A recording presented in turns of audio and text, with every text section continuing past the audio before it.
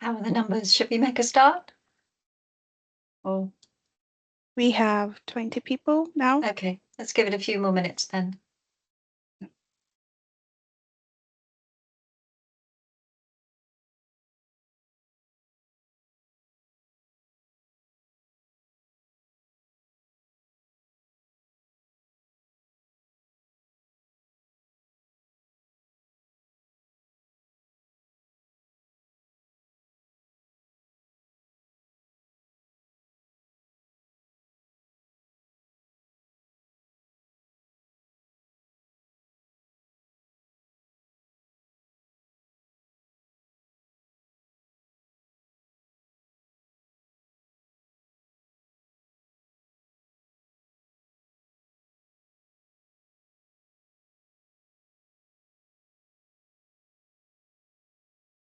Okay, I think in the interest of keeping to the time schedule, we'll make a start and people can join as we continue. Okay, so welcome everybody to our webinar on farm planning horizons and the transition to net zero.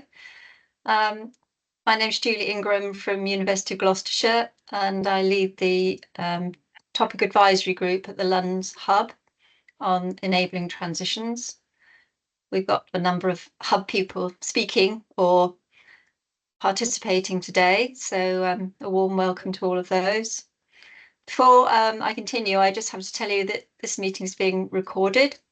So if you don't wish to feature, please anonymize yourself in some way.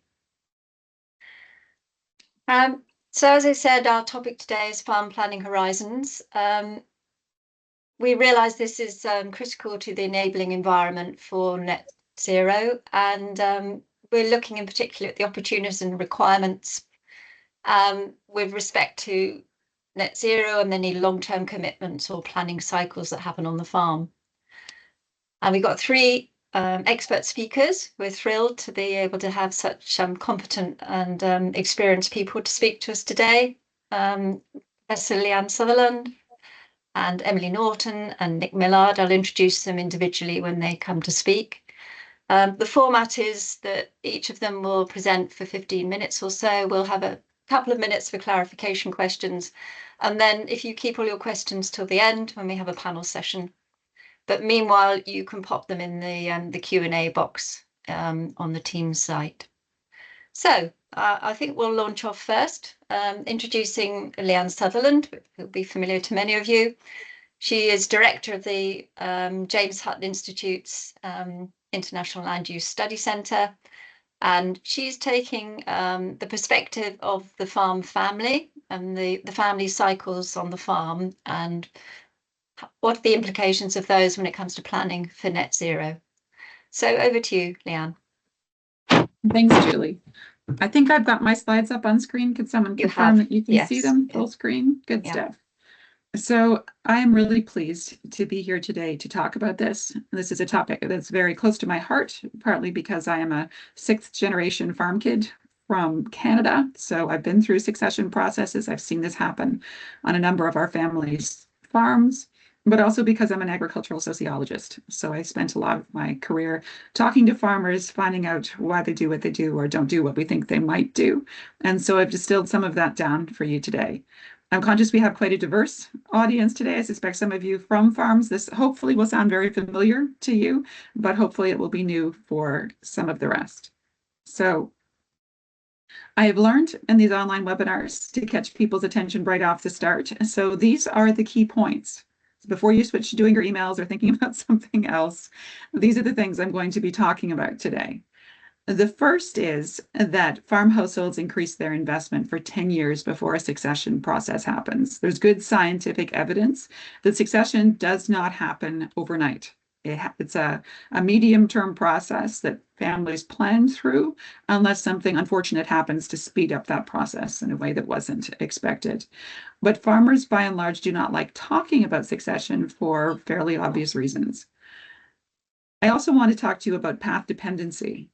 It's quite common to hear people who are typically outside of the agricultural system themselves, saying something like farmers are resistant to change. We just need to convince them. We just need to educate them. Well, farmers are not resistant to change. They change all the time. They're forever adopting new technologies, trying different things, incremental shifts. What they are is path dependent. And that means that they follow a steady trajectory. And that's actually good business sense. But what it means is that educating doesn't necessarily lead to transformational change. And I'll get to that in a bit.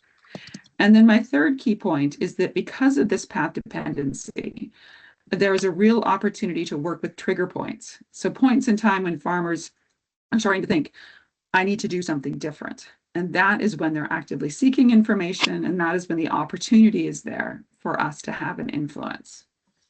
So oops, I think I've just shifted ahead one too far. This is what ChatGPT thinks a farm family of multiple generations looks like.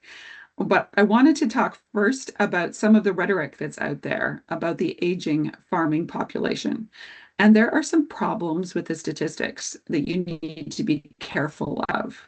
So yes, the average age of primary farmers in the UK is 58. It's been close to that for a long time. And actually that is pretty typical for any family business, not just farming. And there's some good reasons for that. But the statistical reason is because even if you have multiple generations working on a farm, what you see when you collect statistics is they want to know who the primary farmer is, and that typically is the oldest male in the business. So even though you have a successor coming along and possibly multiple generations of successor, they're not captured in those statistics. Even the agricultural census, which allows for more than one primary occupier, typically captures a farming couple. So grandpa and grandma, but no idea whether mom and dad or their kids who are probably following in the family in the labor category. So you can't distinguish from the statistics what's labor versus what is actually a family member who might take over. But we do know from separate targeted research we've done that about 50% of farm households do have an identified successor. And then there's another percentage that it's too early to say. So when I say that, I mean that this idea that there's somehow a shortage of young people coming into this sector, there actually isn't good evidence for that. Like I said earlier, farms and crops tend to invest for 10 years prior to succession. And that's because you're bringing a new person into the business. That doesn't happen overnight. You need to have a new income for that person while maintaining the income of the existing farm household, or at least enabling them to retire. There is good scientific evidence that new entrants and successors are more innovative than older farmers. So they're more likely to try new things. They're more likely to engage globally to establish new markets. Farms and crops without successors don't invest. What they tend to do is head into semi-retirement. And part of that is because quite often the house is on the farm.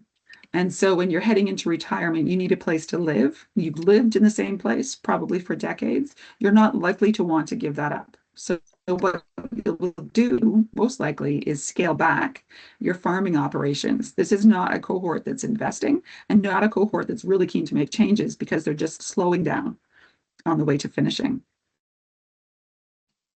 So I picked up this, oh, sorry, I keep clicking on this, idealized farm family life cycle should be what you're seeing on the screen. So if you're not, then please let me know. This is an idealized idea of how farm succession happens. And so it's multiple images, and I've just cherry picked the one. The idea is that you have a senior farmer, manager, owner, maybe a farm couple who are running the business, and you have a younger person come in, and off the start, they provide labor. So they're a worker on the farm. So young people, typically younger, healthier, stronger. And then the older generation, they come in and they start taking responsibility for the dairy herd and the milking, or they start taking responsibility for the sheep or driving a combine harvester or what have you, typically labor intensive tasks. They don't often get a say in what happens at business level until they're transferring into this kind of leadership position. Ideally, what happens over time is they go from being laborers into taking more responsibility for the business. Once they've been skilled up, then they become the manager owner, and the manager owner shifts into a labor mentor role, which is say you've got a 50-year-old manager and a 30-year-old laborer. Once the manager hits sort of 60, 70 years old, then they're slowing down and your laborer is moving into leadership and on up into management. It's an idealized cycle to just give you a sense of how the labor availability on a farm changes over time. Because in an idealized sense, when you've got a manager owner in their 50s and the laborer in their 20s, you've got a lot of labor going for you. When that shifts, so if there's no laborer coming in and the manager owner is getting older, then the labor is disappearing. And so they're starting to think about what can I do less of because they're just not as physically able. But this also gets really messy. And what I mean by that is quite often farm family generations are sort of 25 years in length. So the senior farmer may not have inherited the farm or become the farm successor until he or she were in their 50s. And so they're not inclined to pass over a lot of the responsibility for making financial decisions to their successor until their successor reaches that age. Because it's not until you're in your 50s that you actually really got to take charge and do what you wanted to do. We also see situations where Junior has been a laborer for 20 years and granddad decides, you know what, actually, I really think one of my grandchildren's got a lot more savvy than that son or daughter of mine. I'll just skip a generation, right? So a lot of messy things can happen in this process, particularly if the household isn't talking about what's going to happen for farm succession. It's fairly obvious why people don't talk about farm succession. It's because it is awkward. It is a deeply uncomfortable topic to raise for a young person to say to your parents, okay, when am I going to get a stake in the farm? What does that look like financially? It's really awkward for parents if they're not sure that one or multiple of their children want to come into the business. They don't want to push them, but at the same time, they need to know. So there's this awkward kind of back and forth and not sure what to say. And quite often it gets left for quite a while. There's also issues. Maybe your successor has married someone that you're either not that keen on or not convinced it's going to last long term, or just worried because you've seen divorce in the family happen before. And the spouse, if the financial authority over the farm is transferred to your son's spouse could take part of that with them in the case of a divorce. So there's all this kind of messy family dynamic going on in the business, which makes it difficult for the older farmers to be comfortable passing this authority and the resource on to a younger generation. In terms of intervening in that situation, that's where professional advice really helps. If not your accountant or your banker getting involved in talking about how this works, then absolutely get a counselor involved. Get somebody in who can mediate to talk through these different options. That brings us to the triggering change model. So this is a model that's developed that looks at how transformational change happens at farm level.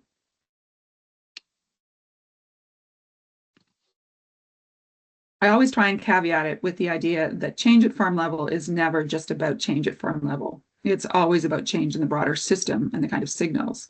But this path dependency that I was talking about at the beginning, it makes a lot of sense to carry on a steady trajectory, right? If you have a farm, you have land that's capable of producing particular things.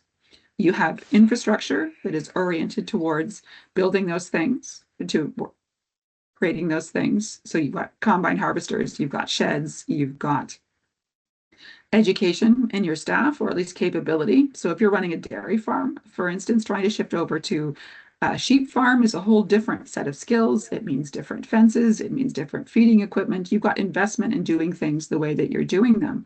But you probably also have a lot of pride in being a good farmer and doing your job well.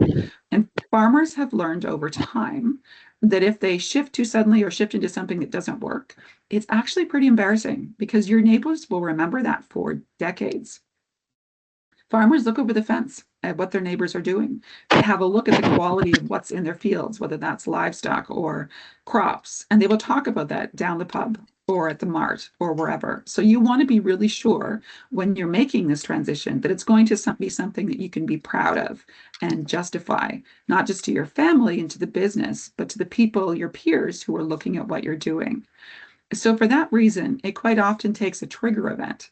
Something needs to happen that makes you think, wait a minute, I need to rethink this. That leads to active assessment, and this is where they're actively seeking information. And then if it works, then they implement it, or it seems possible, they implement it, consolidate it, and it becomes part of a new path dependency. So you've gone from one path into a different path, but that path then also typically steady state. So the key message here is that intervention has the most impact during this active assessment state. Farmers do collect information during path dependency, but it's more passive. And I'll get into that in a minute. To say a bit more about trigger events, they can be a range of different things. Farm succession is often a big one, but not necessarily. Because if your son or daughter has been coming into the business and been schooled in exactly the way things are, they might well carry on exactly the way things are. But it's more likely they're going to want to make their own stamp on the business to do things a bit differently, or they may have to, because mom and dad may have been keeping it ticking over until the successor came into the business, but it probably isn't going to be financially viable to support both incomes. It may not have been financially viable really to support mom and dad's income. So something different has to happen if the farm's going to work. A disease outbreak. So if we have BSE, whole-scale slaughter of herds, makes farmers step back and think, wait a minute, can I go into this again facing this risk? What have I been feeding my livestock? Is this the way I want to go? Changes in labor make a difference. If you've had a hired person for a long time and that person retires, or if the senior farmer becomes quite ill unexpectedly, then again, you need to make a change. And increasingly, farmers, I think, are seeing climate change, and the variable weather patterns is a reason that they need to rethink what's happening. To give you a quick overview of the academic background to this, it's something called the elaboration likelihood model. There's a reference to it at the bottom for those of you that are interested in these things. And the model isn't specific, this theoretical background isn't specific to farming. It's something we all do. I talk about when we bought our electric car, for instance. I'm not particularly interested in cars. I drive one, I need it to get to work, but I became the world's expert on electric cars for a couple of months last summer before we bought our first one, because our old car was starting to fall apart. So that's the trigger event, is the old car, and then the active knowledge seeking that I was doing to find out. We picked a car, we bought it, it's had some teething pains, but now it's our new path dependency. And have I looked at electric cars since? Well, no, because there's no need. I'm on my path dependent path until something goes wrong with this one.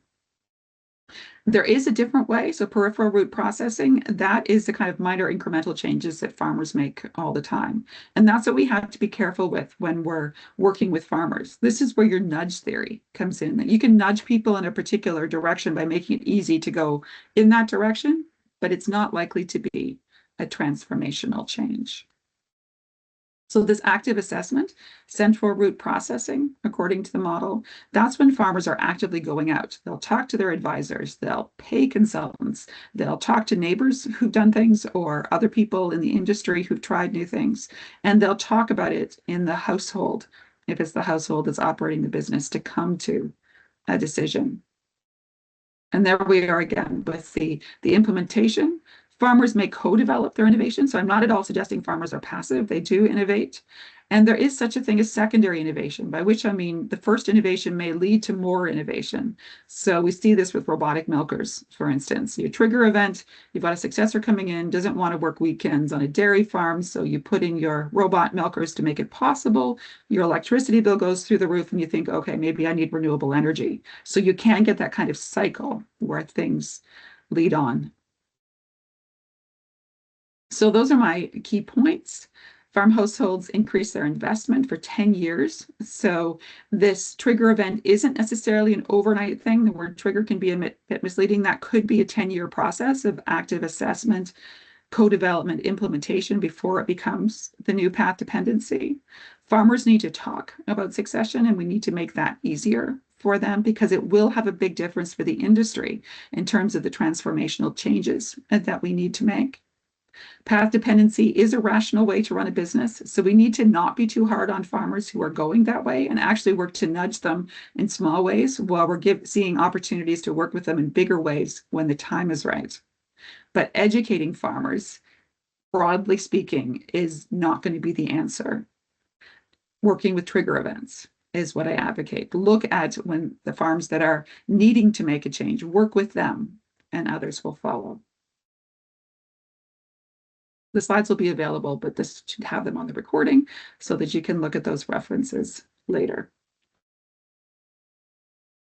Fantastic. Thanks, Lee-Ann. Perfect timing as well. Welcome to those who've joined us a little bit late. I apologise. There seem to have been some issues with accessing the link, but hopefully you're all here now.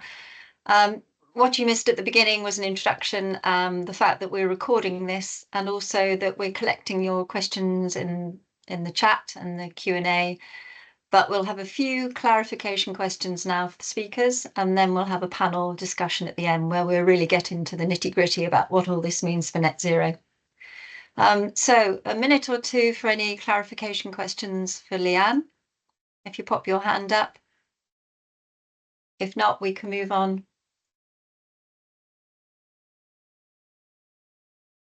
I can't see any hands. Fayin, any hands there? Yes, Holly, do you want to go ahead? Yes, if that it's a very quick question. Just the 10-year investment sort of project plan time span you gave, that makes perfect sense. But I was just wondering, is that based on a certain farm size, that sort of 10 years? Does it differ across different farm sizes? It's more of an average. So it's based on survey information and it's not my personal research, that particular piece of research, talking to different farm households and finding out how it worked. So it absolutely would vary. I think for some, it may well be a 20-year process, and others it might be 2 or 3, depending on the resources and size and the urgency of the family situation. I mean, you got to do it an awful lot faster if senior farmer suddenly is diagnosed with cancer, for instance, or some kind of life-changing illness, then it happens over the course of months or a year or two. So you're right, it's not every farm 10 years from now we're going to have a succession process in place. It's more of a sense of this does happen quite a while in advance in most cases. No, that's lovely. Thank you so much. And thanks for those interesting insights. Really, really thought-provoking. Thank you. Thank you. If there's no other points to raise now, let's move on to our next speaker, who's going to take a slightly different perspective. Emily Nortons, who's the policy champion for the AFN network, as a sister network to the LUNZ Hub. She's founder of Farm Foresight. She's an independent strategic advisor for the rural sector and has a particular expertise in natural capital. And that's going to be her perspective just now. Over to you, Emily. Julie, thank you. Could you just confirm, excuse me, that my slides are visible correctly? Yeah. Wonderful. Yeah. Thank you so much. So I was just listening to Lee-Ann talk and sort of maliciously wondering whether government had been listening and decided to use the inheritance tax change as a major trigger event in order to bring on a lot of conversations. I'll be interested to find that out later. Anyway, so I'm going to talk a little bit about how to make sense of the shift towards net zero, broader ideas around environmental accountability, where the opportunities are, and then how to make sense of them. I'm sort of doing this a little bit with my policy hat on, but also as a 4th generation farmer, a small farm in Norfolk, so sort of deeply embedded within sort of the cultural reality of how farmers are thinking and how this stuff makes sense. So let's start with this sort of bigger idea of net zero for farming and looking briefly at what was said in CB7, which was published just a couple of weeks ago. As we know, this overall macro piece of legislation is really driving change across the entire economy. So farmers are absolutely not immune from this, even though maybe at the moment, perhaps we see it more as an opportunity than we do as a threat. But certainly pieces of evidence like CB7 really show quite how transformative this needs to be from a farming perspective. So driven by this advice from the Climate Change Committee, we know currently agriculture is about 10% of the problem. But if we do nothing, if we sort of carry on as this business as usual approach, pretty quickly, we're going to show up as a fairly major contributor in percentage terms. And then obviously lots of questions around social license and how that reflects on us as a source of pollution rather than as a source of opportunity. So what are we going to do about this? CB7 recommends this very jazzy, what I put together chart, 100% of the reduction that's expected by 2040. And it just gives an idea of where those reductions are likely to come from. So it's expecting farming emissions are going to have to fall, but because of those residual emissions, we're not giving up farming. You know, this is good. It makes sure that we are continuing to produce food in this country. But the biogenic emissions from agriculture are offset by trees. So it's sort of internalized the land problem by linking trees with land-based activity, which I think from a farmer's perspective is quite good, rather than feeling that the trees are imposed by corporate offsetters, for example. This is very much around balancing the future emissions pattern of agriculture itself. Everything is electric. There's this sort of slight pushback against hydrogen, which was kind of like slated to be the next big thing for farm machinery. But the big things are these issues around reduction in livestock and reduction in meat consumption, which is needed to free up capacity within the overall atmosphere in order to reduce global heating. Clearly highly contentious for farmers who feel that this kind of statistic is directly, this kind of target is directly threatening to their businesses. And I think we need to be very sensitive to that in how we are leaning into some of these conversations. And that's a lot of the work that we're trying to do within the AFN network at the moment, is to kind of understand how we can evolve our language and our thinking so we achieve these outcomes. And to put that in context, I mean, livestock numbers fell by a similar amount between 1990 and 2010. So it's not unheard of for us to have this kind of dynamic going on, but you know, there's all sorts of sensible reasons for the pushback around food security type issues. Clearly a lot of woodland planting to happen, but we've got these big evidence gaps which are undermining perhaps where we might have better nature appropriate interventions. We also don't really know how bad agriculture is at the moment. Great to see John Gilliland on this call, been doing a lot of work with the AHDB on getting a better baseline of actually how farms are storing carbon and contributing to carbon emissions, so that we have a better picture. Once we've got that better picture, there's a better understanding of what capacity there is within the overall carbon budget for farming to exist in the way that it needs to. And then clearly, we'll come back to this, huge questions around funding and who pays for all of this. I participated in a great webinar yesterday on how carbon credits can finance investments in slurry store, upgrades for methane abatement. You know, we're really trying to like work out how we can finance this stuff because of this bigger dynamics around the food system really not functioning as well as it could do to justify the scale of investment that's needed. Now, the core issue in all of this clearly is that farming shows up as a carbon problem. This is a bit of work we did when I was at Savills a few years ago, taking what they call the virtual farm. So it's a pretend farm in Lincolnshire, 690 hectares, the kind of farm that every sensible farmer would want to buy and farm. And what it shows is that it sort of took it through various different cropping or land use choices to show what it was making in terms of margin, and then what it was sequestering or emitting in terms of carbon. And the obvious conclusion from this is that on the left, where it's just doing its normal cropping rotation, it's making quite a lot of money, but it's sequestering it's emitting quite a lot of carbon. Whereas on the right, we put the entire thing into forestry, so clearly no longer producing food, not making anywhere near as much money, right down to £90 per hectare, but sequestering loads of carbon, and that baked in carbon prices and stuff as well. So we can see how like the logic of this against the financial reality and this bigger picture kind of thing, you know, 5 years ago, this was really kind of the knee-jerk reaction we should be getting out of food production altogether. And really, thankfully, the whole conversation has moved on. But we've still got this problem of it being carbon tunnel vision. We're only focusing on this one metric because the metric is relatively easy to add up. And it produces these kind of like slightly perverse outcomes which don't really make sense either for us as an economy or for farming specifically. So we've got some really kind of big issues to kind of get past.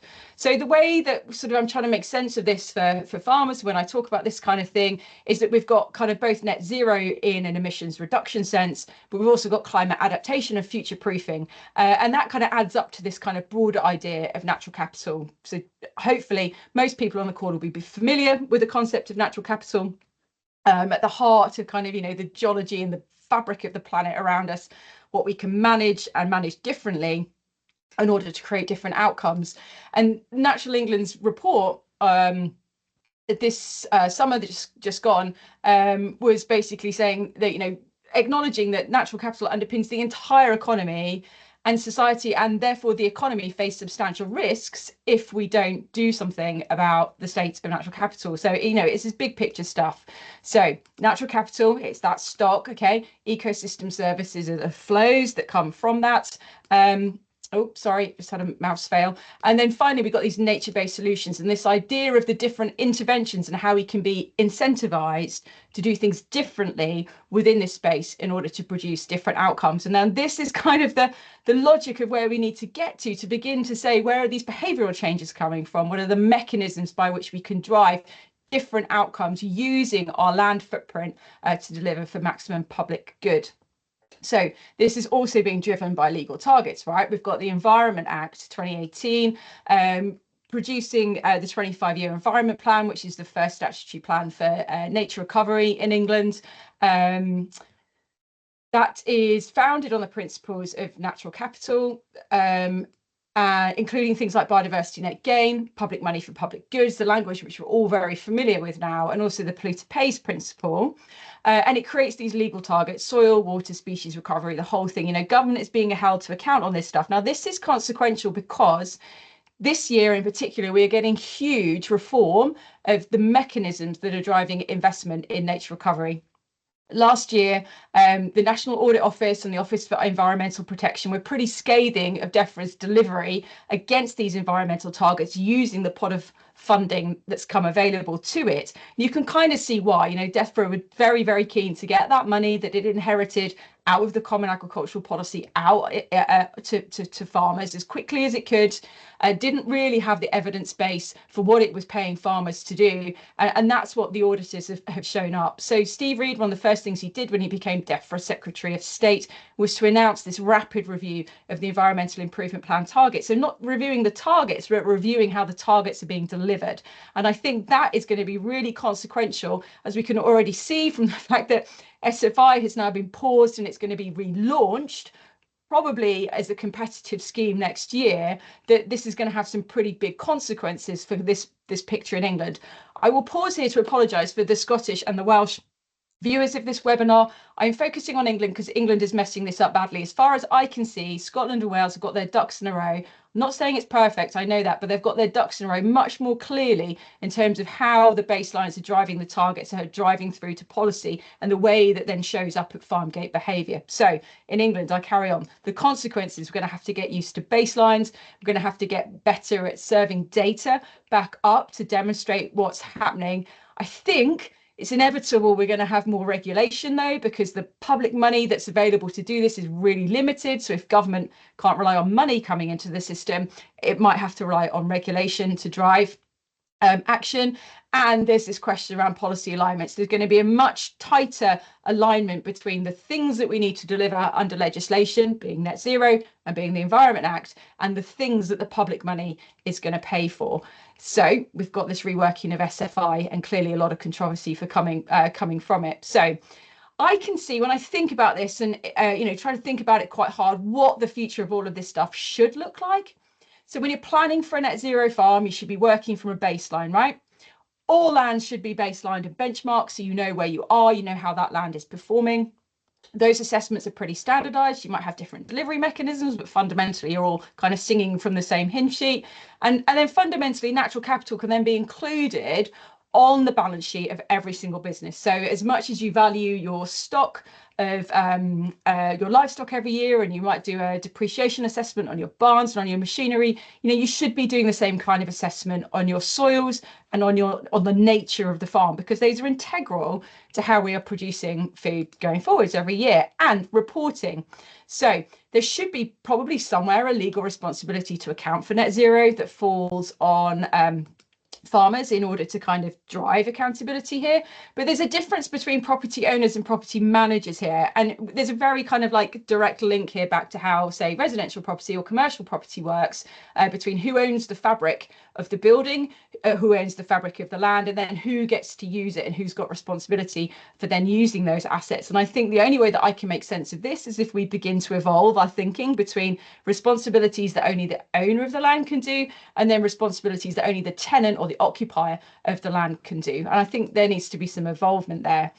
I think we're edging towards more this idea that natural capital is a condition of market access, and that you won't be able to supply into certain supply chains unless you've done even something as simple as a farm carbon assessment. But ultimately, a lot of this needs to be reflected in values and in financial values. That's the theory of natural capital. So high natural capital land should be worth more and should receive higher rents, right? That's this utopian, I mean, it all makes perfect sense in my head. It's this utopian vision, because in reality at the moment, we've got very little accountability. There's no coordination and there's no strategy for how any of this stuff is going to be delivered at farm level. So I completely understand why most farmers are exasperated at this stuff, because it's targets, there's money, there's schemes, it's all supposed to be coordinating and blending, and in reality none of it makes sense. So this is this really muddled picture that we've got desperate sort of need for investment into farm transitions. We've got 3 different types of market evolving. You've got private markets who are innovating. You've got regulatory schemes that are coming forward. And you've also got sort of public schemes, so like core public money. And to give some example, I've sort of created this little axis here in order to kind of understand how these are showing up within farmer decision making on the basis of how well regulated they are, and also who's benefiting from them. So stuff like the England Woodland Creation Offer, highly regulated in the public interest. Biodiversity net gain, less well regulated. There's a lot of difference between local planning authorities as to how this is being rolled out, but in the public interest. Nutrient neutrality at the other end, private concern, and clearly going to get wrapped up in a nature restoration fund pretty soon. Voluntary carbon markets kind of sit down, weakly regulated, and a private interest, right? So we can populate this with all of the other schemes that we know are going on. And the point of thinking about it this way, it comes to risk. And the appetite for risk is really important when you're beginning to lean into some of these opportunities to pay and kind of embrace this complexity of the future of farm financing. And for many people, like the bottom left quadrant, biodiversity tokens, voluntary carbon markets, or anything below the line with weak regulation requires high levels of sophistication and advice in order to kind of really engage with those markets. And that's really important, as we've seen even now with the SFI pause, that the advised businesses are the ones who've got big SFI claims in, but there's an awful lot of businesses who aren't well advised, who are relatively slow to move to this stuff, who are now excluded from the market. And that's sort of fundamentally unjust in terms of how we're thinking about it. However, the one big thing that's missing from this in terms of core farmer identity is food. And food is, in my opinion, the ultimate nature-based solution. It's entirely wrapped up in the identity, the farmer's identity, and equally, all of the power dynamics here are driving towards farmers like doing stuff better. So we've got pieces of pieces of regulatory guidance like the Task Force on Climate-Related Financial Disclosures, which are causing businesses like Tesco to say, hang on a minute, we need to be worried about our net zero footprint. We need to be worried about our carbon footprint. And I share this with you, but I recommend you go and look at the report. It's something we worked on when I was at the Oxford Farming Conference. I know it's probably far too small for anybody to read on here, but it shows where the co-benefits are between the farmer working with the supply chain or the farmer selling carbon offsets outside of the value chain. That's bad. It's in red at the bottom. We want to be working in the green bit where this food supply chain, they are the ones who've got the co-benefit and the interest in working with farmers to deliver verified, to finance and verified emissions reduction and sequestration. So I sort of think that's really where we need to get to, is food supply chains, the ones who've got the primary interest in multifunctional landscapes that are highly resilient, thinking about the adaptation piece as well as the net zero piece. And that's really where I think farmers will find comfort if they can begin to develop better working relationships with their supply chains. So this is one example of another business that I work with who are doing holistic benchmarking. I think this is really important, that we go beyond carbon and begin to work across all of the metrics that make sense at farm level, including social values, animal welfare, water, and soils more generally. And interesting that Scotland have now embraced this way of doing benchmarking as a kind of a means of accessing their public payment schemes. So just finishing off, I'm nearly there. Does environmental action pay? I think it's really important that we think about this for for a variety of reasons. So this is some work that Lloyds Bank did using the Soil Association Exchange information.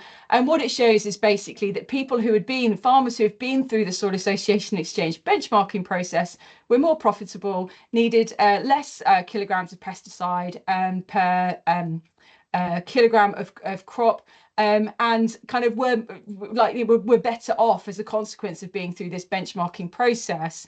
Equally, the Committee on Climate Change's advice is the same. This is a horribly detailed graph, but again, it's all in there. It looks at the archetypes that they've used to look at this post net zero transition and whether these farms are better off. So they're saying total food security is not compromised by what they're showing here. This is for an intensive grassland farm. But the farming income that's lost as a result of the net zero transition is more than offset by the increased income from non-farming activities such as energy crops, renewables, and solar PV.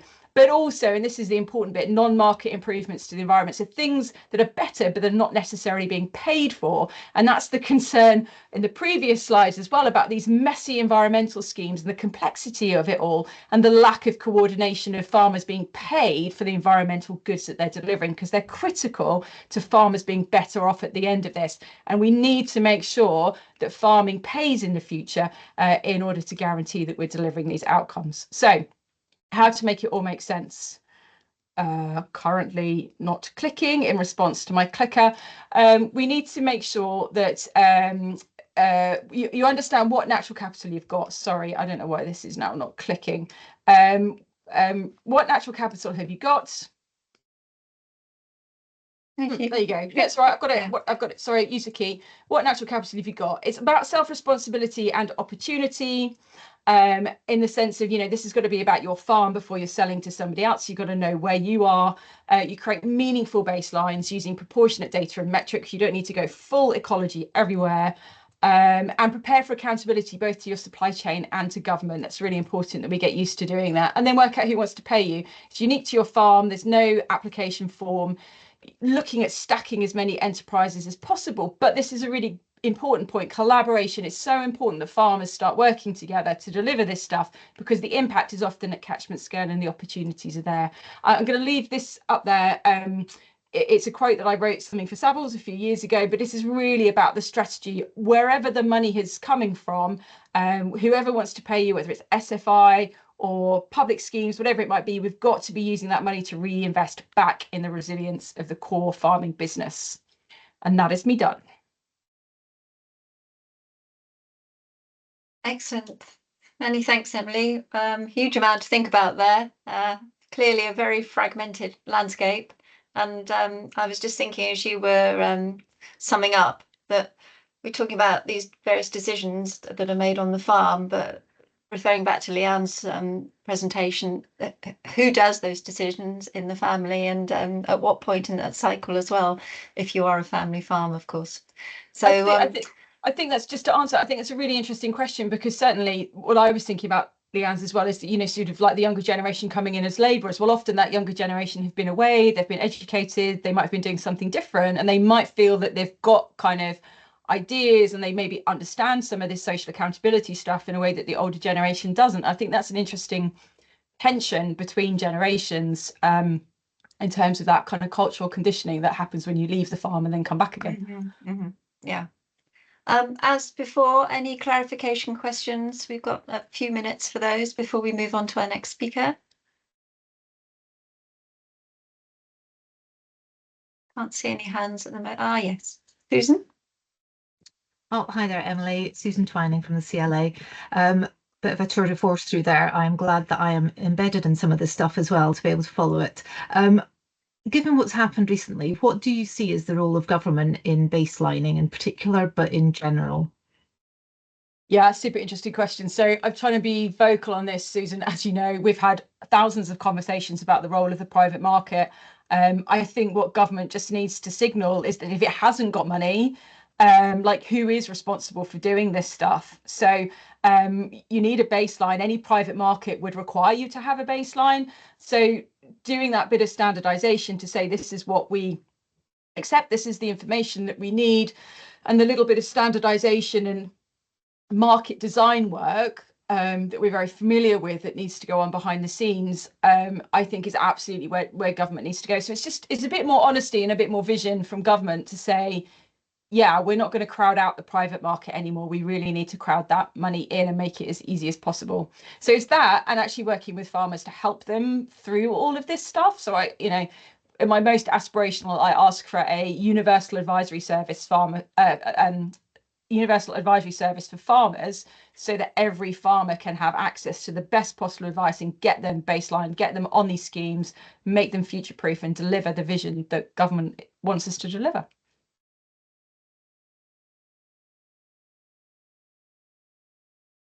Good. Thank you. We'll move on to our next speaker now.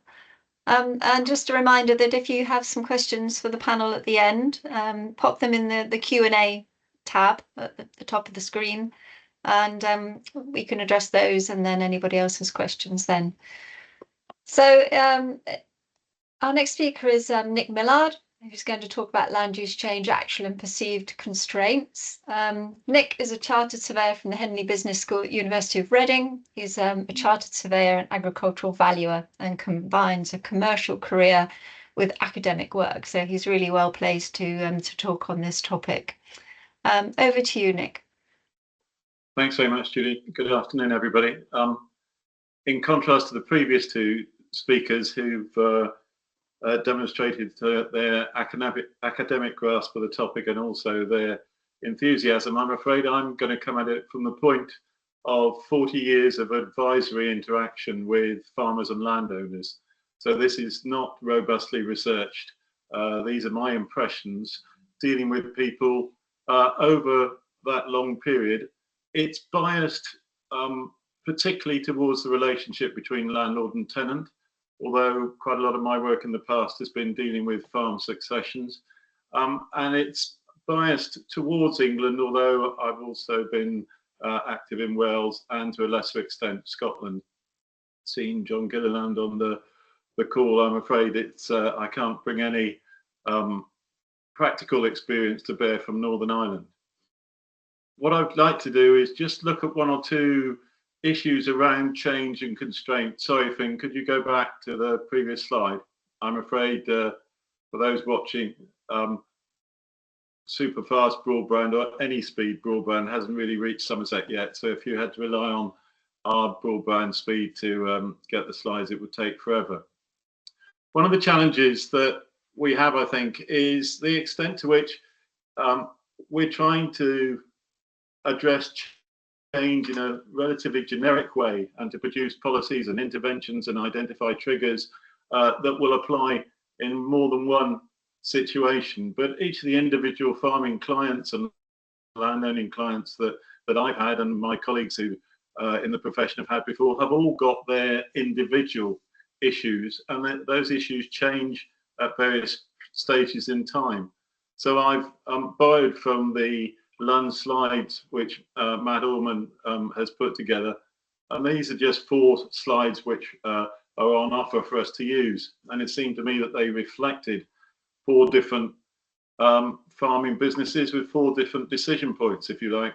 There's somebody in the left, he might be thinking, looking at the top left, look at all the investment I've made here, all the investment I've got around me, how am I going to embrace change which doesn't provide me with an adequate return on investment? On the top right, the sort of upland country is not dissimilar to where I am. There's probably somebody just out of shot thinking I haven't got enough time to keep up with what I'm doing at the moment, let alone think too much about anything new.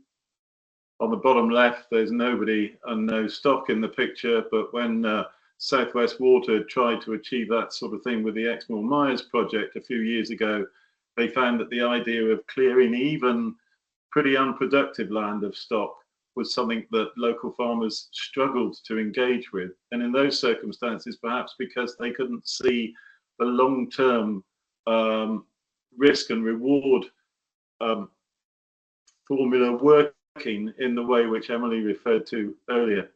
And on the bottom right, some land which could easily be in Somerset, and people perhaps saying, okay, we've got climate change and we're seeing more of this, but actually we've lived with it for a very long time.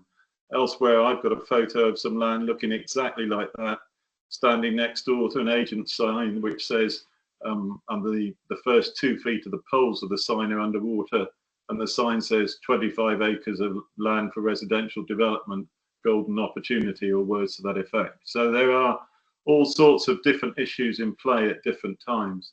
You could go on to the next one. Thanks, Finn.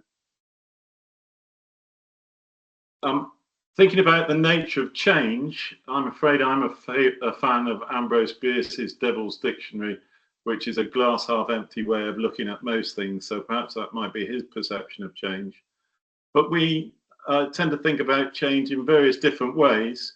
It can be optional. Most of the things we've been talking about today hopefully are optional, and the way to get the most effective and just transition is for people to be able to take those options. But sometimes change is forced onto farming families and landowning families. Some of that change in terms of land use is reversible. Some of it's quite hard to reverse. Some of it is irreversible. And quite a lot of the talk recently, and if we think about the English land use framework, has been about issues which are broadly irreversible, taking 9% out of agricultural production, as opposed to the other 10% in the framework, which is about gradual change and reversible change. Some of that change, it might be harmful for those affected by it. What we're looking for is beneficial change. The word I really like, which I'd like to see used more, is that we're looking for effective change in land use as well. So we're looking at what the outcomes of those changes will be, particularly. And if you press again, Finn, thanks. The one consistent thing about change is it's something that's different. And some people are great with change. They embrace it very happily. Some people get a wee bit too fixated on the opportunities for change, maybe. But a lot of the clients that I've dealt with, and a lot of tenants of clients that I've dealt with, struggle slightly with something which is significantly different. As Lee-Ann mentioned earlier, they're not against changing the way they do things, but it depends on the nature of that change, and it depends whether it's progressive or not. And a lot of the interactions I've had in my career with people have been looking at radical change, anything from a serious enterprise change, so it's coming out of dairying, which can be very painful for farmers in that sector, giving up land, taking on extra land, giving up whole farms and businesses, through to contested succession. So some pretty difficult change points. And I think one of the challenges we have is the extent to which those of us who are advising families are sufficiently empathetic. We're usually technically competent, but can we really recognize the family circumstances which are involved and help from that point of view? If you could press again, thanks, Finn. Thank you. In terms of the nature of constraints, and it's very easy to feel constrained.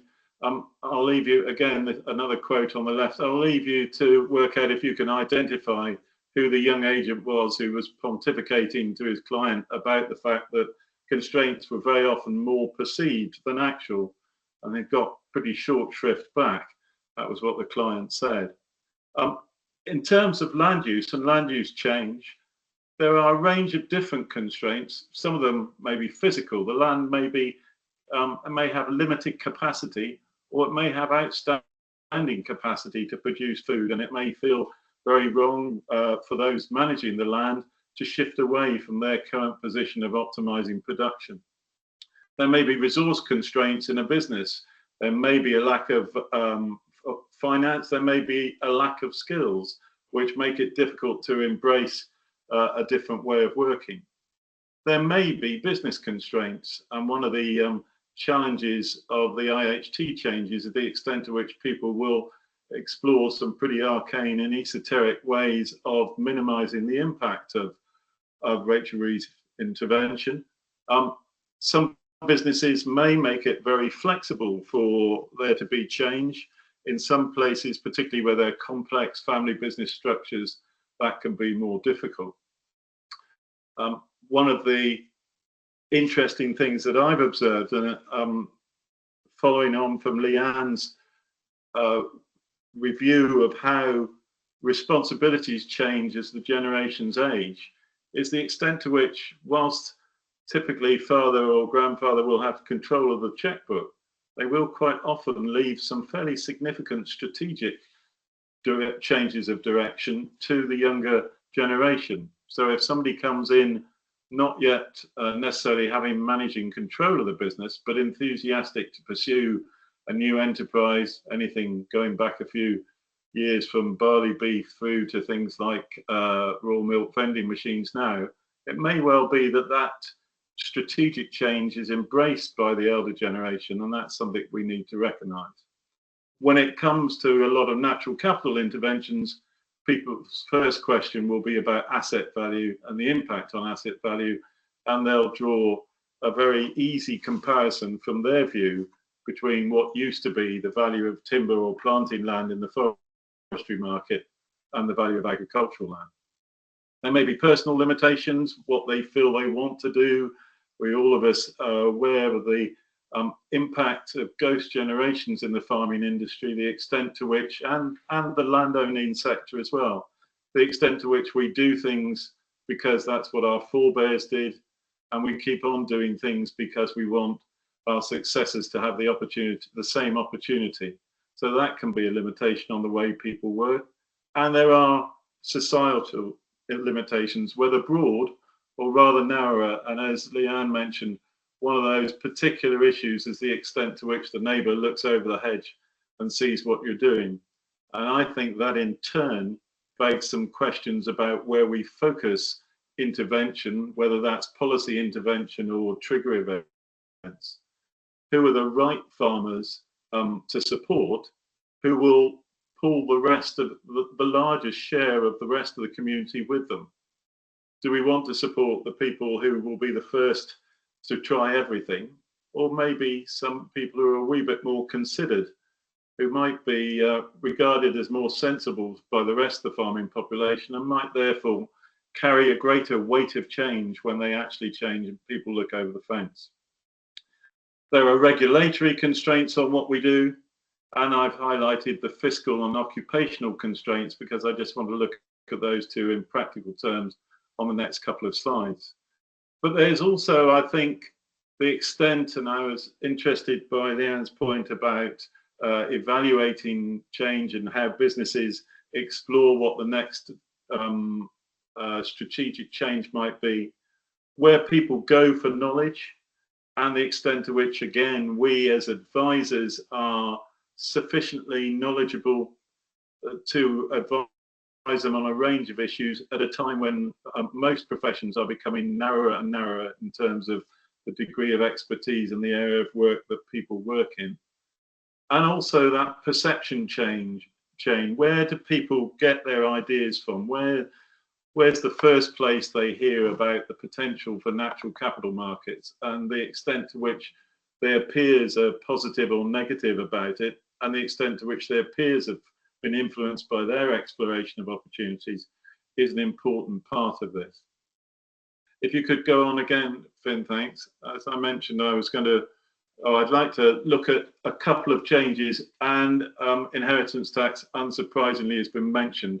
I've just got a slide here which I'll leave there, but without going too far into it, just to explain why it's such an issue and has raised so much interest.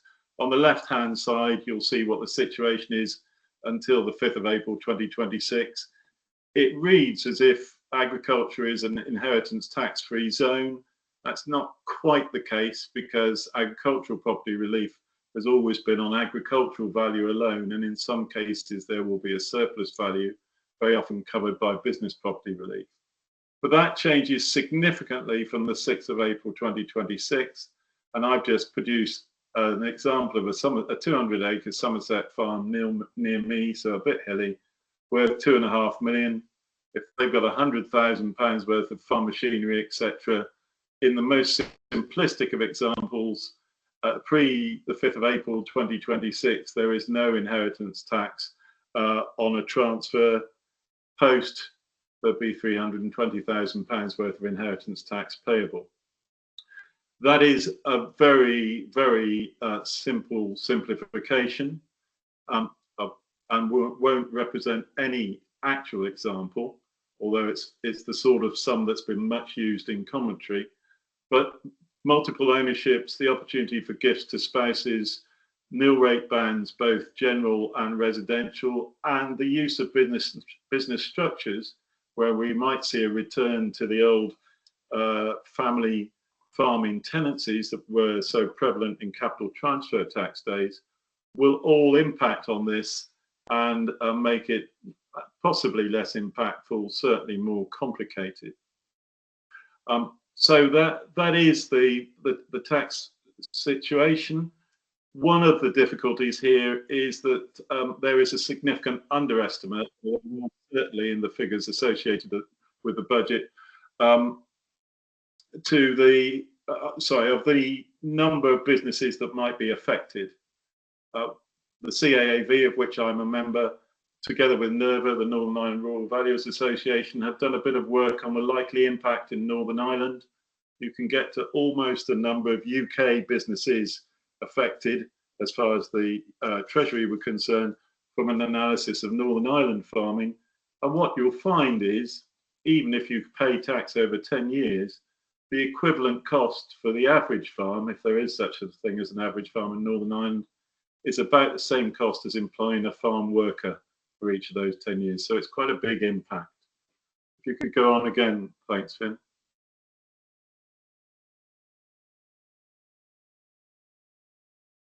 So having set out the current tax change, I'm just going to go back one to the situation where the risk to inheritance tax and to agricultural property relief and business property relief was seen as a bar on adapting to nature solutions. So the idea of using land for farming was seen as, using land for nature was seen as not farming. So losing agricultural property relief from inheritance tax, it's not a business, so it loses business property relief from inheritance tax. Or this was the perception of the situation. It might complicate positions for income tax and VAT, and it's not a business, so it might make capital gains tax release difficult to get. The government recognised that, and the Treasury introduced an extension of APR, agricultural property relief, to land in environmental agreements. Introduced in the budget in 2023, confirmed in the budget last October, and coming into play retrospectively from the 6th of April, with consultation on other taxes and some clarification, not by primary legislation, in 2023 and 2024. There are challenges around privately funded schemes, in particular because of the definition of the new or the extension of agricultural property relief, although I think those can be overcome, and I'm not sure they're quite as difficult as some commentators have suggested. And there is certainly an issue about the accountancy treatment of the receipt. Now, we're in a place where there are transactions in play, but there are challenges as well. And the perception was looking quite good in this area in terms of tax and nature solutions.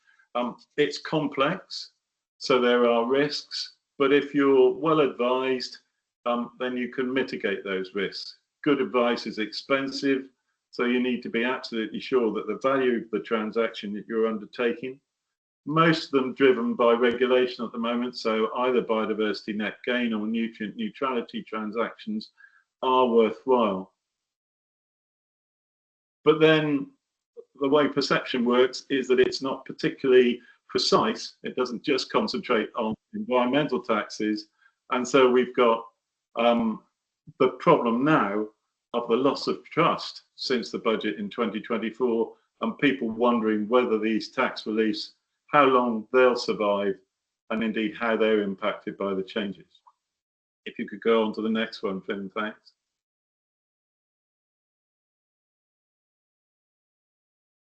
The other example I wanted to use was the occupational example. So the situation for tenant farmers as opposed to occupiers, and I'm going to look at that in slightly more detail on the next slide, and you'll be pleased to hear There's only one after that. But I thought it might be worthwhile just having a look at the background here. We used to be, and this is for the United Kingdom on the left, which is essentially in these terms England, Wales and Scotland, because there are different occupational arrangements in Northern Ireland. The graph on the right is for England and Wales. You can see on the left the dramatic reduction from 1908. That's disappeared on my screen. I hope it hasn't on anybody else's. There we are. From 1908 through to 1995, when we had about 34% of land in the United Kingdom tenanted. You can make policy interventions which have a significant change and encourage the tenanted sector. So to the left of the graph on the right, which is collected from the CAAV annual survey of tenanted land, on the left you can see land lost to the tenanted sector up until the introduction of the Agricultural Tenancies Act in 1995, which brought with us farm business tenancies, and which increased flexibility for landlords. And there's a key point here, which I want to pick up on the next slide, which is that the problem with the tenanted sector is a macro one, lack of supply. And that's something we need to be very careful about when we're looking at policy interventions elsewhere. You can take another policy and the introduction of single farm payment in 2003 running through into BPS, and you can see that that immediately atrophies the supply of land or the churn of land in the sector, simply because it's just too attractive for people to hold on to land during that time. If you could go on again, thanks, Finn.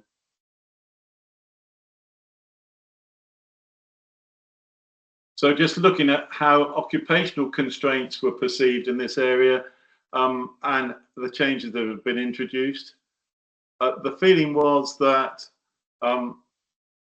the ecosystem services and natural capital markets were closed to tenants.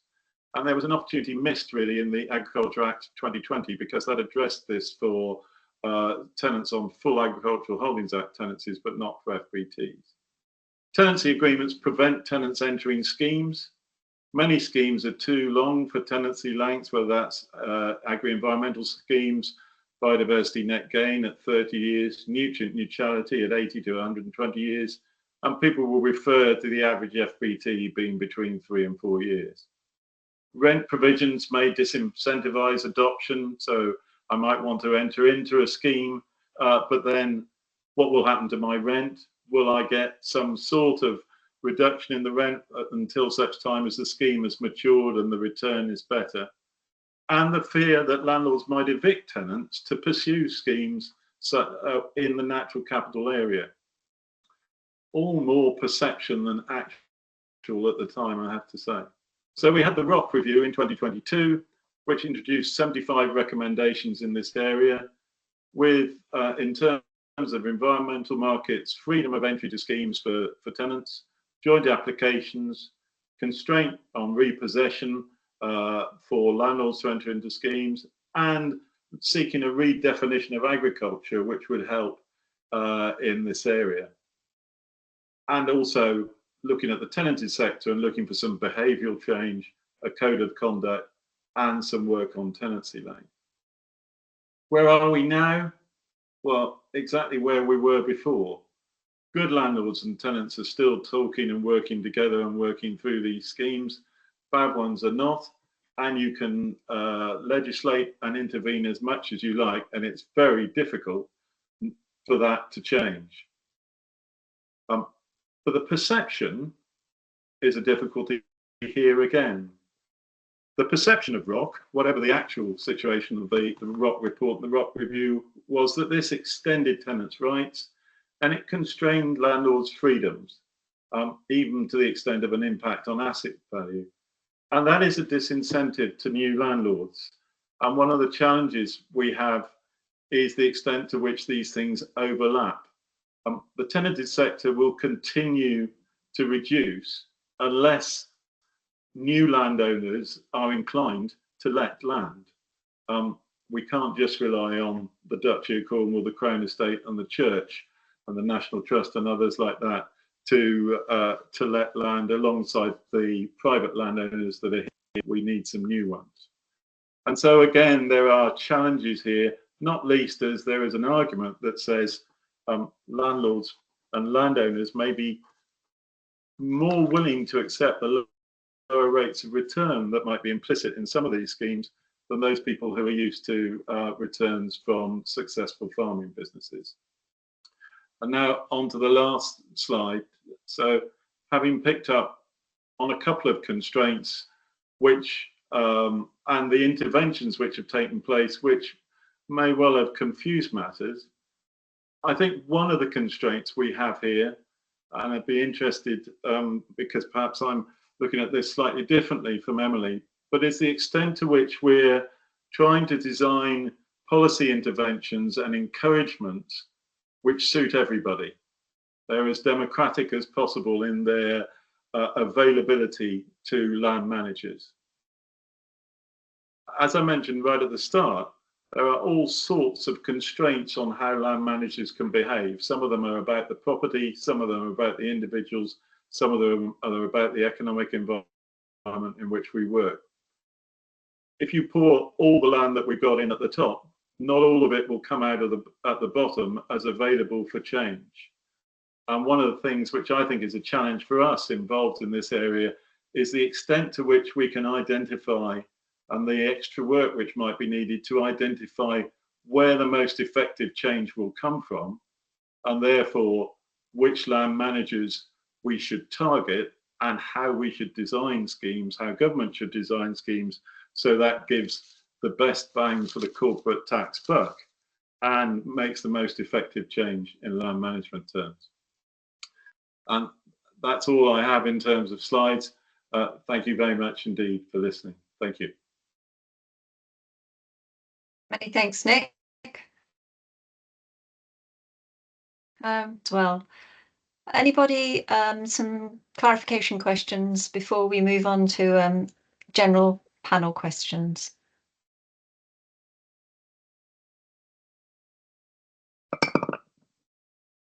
Seem to see any hands. Okay.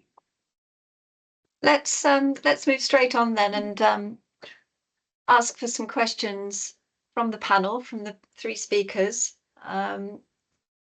Anything that's prompted you to think about this in a different way, or to ask any specific questions, perhaps from your perspective. John.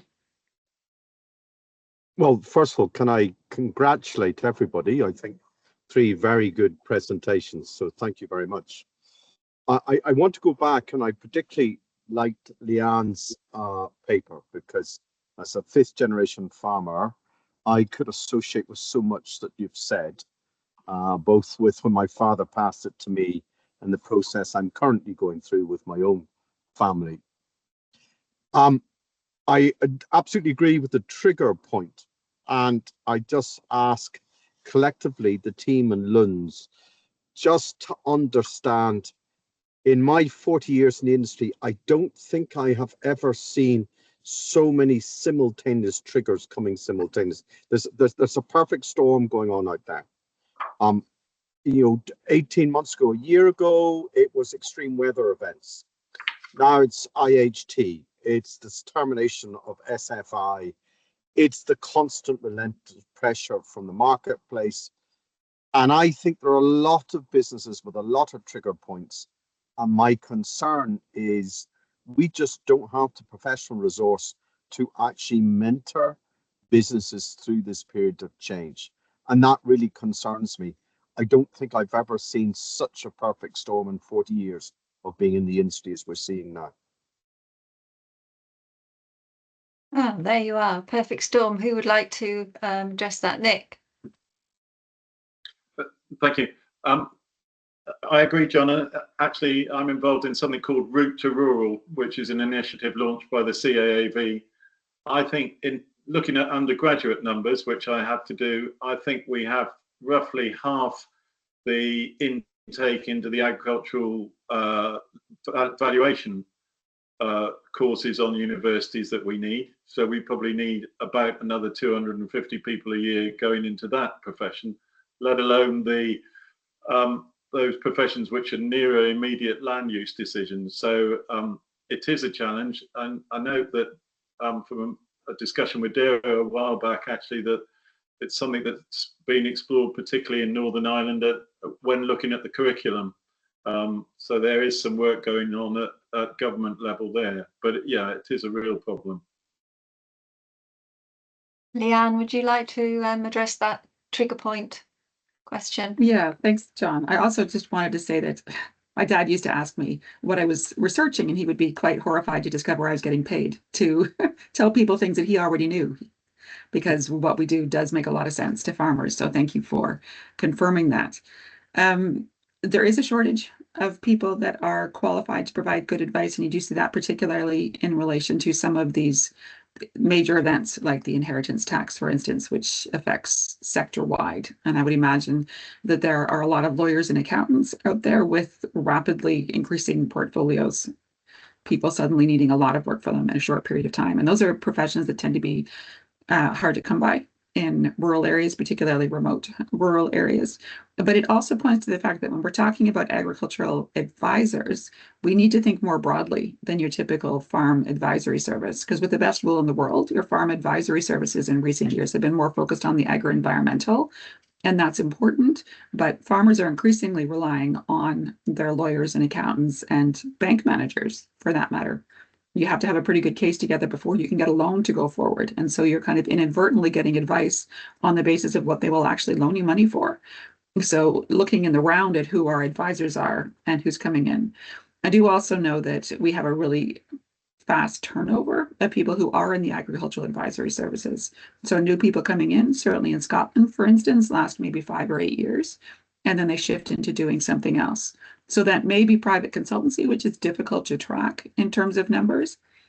But there's also an issue with the kind of occupational satisfaction or whatever it is that keeps people as agricultural advisors long enough to achieve next status, for instance, where he has this wealth of knowledge and experience behind him. Thanks, Lee-Ann. Yes, that would echo what our evidence has shown as well. And also the fact that you have an awful lot of new intermediaries coming into this advisory landscape, no longer just the traditional farm advisors there. Can I just say, I mean, because I think what we suffer from across the sector is kind of like last generation thinking, in the sense that land advisors are focused on kind of landlord and tenant matters and fairly traditional structures. And actually, there's a really good question in the Q&A about cooperative models. Like, we're not kind of equipping the farm advisory sector with kind of the creative thinking that's going to drive innovation forward. It tends to come in, from a fairly, having worked in with land agents quite a lot over the last 10 years, it's a fairly sleepy profession, to be perfectly honest. Trying to get innovation into this is really, really challenging, very risk averse, very tax driven. So rethinking all of this, like when we had to achieve this massive transformation in land use during the 1940s, it was achieved by having local committees that took the central government targets and then locally applied them using local expertise that had access to kind of the best scientific knowledge, the best research knowledge. And I think that could be a model that we could really use to kind of rapidly outreach this stuff. If you had people working locally who were actually farmers themselves, who were delivering this advice, but who kind of, endorsed through some sort of central program in terms of understanding the direction of travel and what needed to be delivered here, I think we would get somewhere quicker than we do at the moment, using, all due respect, Nick, kind of, people whose training is in, matters that just don't cut it in this future. And it's interesting you mentioned the institutional landowners, because most of them are moving or trying to move away from a landlord and tenant model into one where the tenants are service providers or customers, and really rethinking the complete culture of away from the patriarchal model and towards something that's actually sort of fit for purpose and kind of, all singing or dancing and hitting all these targets that we know we need to hit. So I think we need to be braver in our thinking. Nick? Thank you. I'm not going to defend my profession, which one of the first thing I say to students is you need to change. Don't do what I did and don't look how I do. I think that's absolutely right, Emily. One thing that worries me always is that they're at the tip of the iceberg are that the institutional landlords and one or two other great private landlords who will do that sort of thing. Is how we encourage that substantial bit below the waterline, who are not as well heeled, it's the practical challenge here, to engage with that as well. And somehow we've got to improve our messaging. I was thinking about your communal approach, and I was thinking, yeah, that's brilliant. That's a wee bit like a drainage board, and we're both in drainage board areas. And then I thought of my experience of having chaired a drainage board and thought, well, I'm not sure I ever got anything done other than draining the ditches. So who knows? I think that's sorry, Julie. I was just going to say, yeah, go on. Yeah. Land matching services in terms of joint ventures. It's something that we have in Scotland. We have them in Northern Ireland, Republic of Ireland, and also in Wales, but have just not been able to get off the ground in England. And they tend to be, I mean, they don't have a massive impact on the sector, to be fair, but they are pushing forward joint ventures and new ways of working, particularly between generations that are not biologically related to each other. There's also pretty good evidence that where our traditional agricultural advisory services are most helpful in that triggering change model is actually during consolidation. That by and large, they're not at the cutting edge of a lot of different things that farmers want to do. So farmers go to the commercial salespeople, for instance, and get advice from their agronomists or their technicians or whoever. But then it's once they have bought this product or adopted this innovation and they're trying to implement it, the people who've sold it to them aren't so interested in supporting anymore. And that's actually where your advisory services can be really helpful with that kind of co-development and consolidation. Yes, and I was just going to add, the good point was made that it's not only farmers that need to change and transition, it's everybody across the landscape and the agricultural advisory services and the innovation systems as well. There's a question here from Matt Orman. Is the money financial promise of nature markets properly and accurately reflected in the land and farm prices? It's probably one for you, Nick. And is it incorporated into the overall asset value, or seen as potential future income? No. I will expand a wee bit more on that. What dominates the land market is the lack of supply. If we had been here 30 years ago, then there'd be 250,000 acres a year sold. Back at the end of the Second World War, 650,000 acres a year was sold. Now there's around about 100,000 acres sold. So if you've got relatively small supply and a lot of locational interest, because none of us want to travel too far to farm extra land, then that means that the thing that is the biggest influence on land values is, I've got to buy this because it will never come again. I'll never get this chance in my area again. So at the moment, no, but nor is it in rent, but it would be fantastic if we could get to the position Emily was suggesting where it is. And it may well be that it's through, as you suggested, the food chain, because land which is reflecting those values is then more profitable for the occupiers, and that's then reflected in the demand for that land, but not at the moment, I'm afraid. I think, if I may, this question also speaks a little bit to what we've seen happen with Scottish land values in particular, where something that sort of 5 or 6 years ago may have been priced as a grouse moor, and for the number of its deer capacity per year, the number of days stalking you could have off it, and it was worth, say, I don't know, 500 quid an acre, suddenly switched within this natural capital perspective to its kind of carbon sequestration, woodland creation, and peatland restoration potential to being worth, multiple factors of that. And we saw some crazy valuations going on, because I think people were buying a lot for degraded assets because they could see that there was a big commercial upside. It was unproven, but like speculating on that model.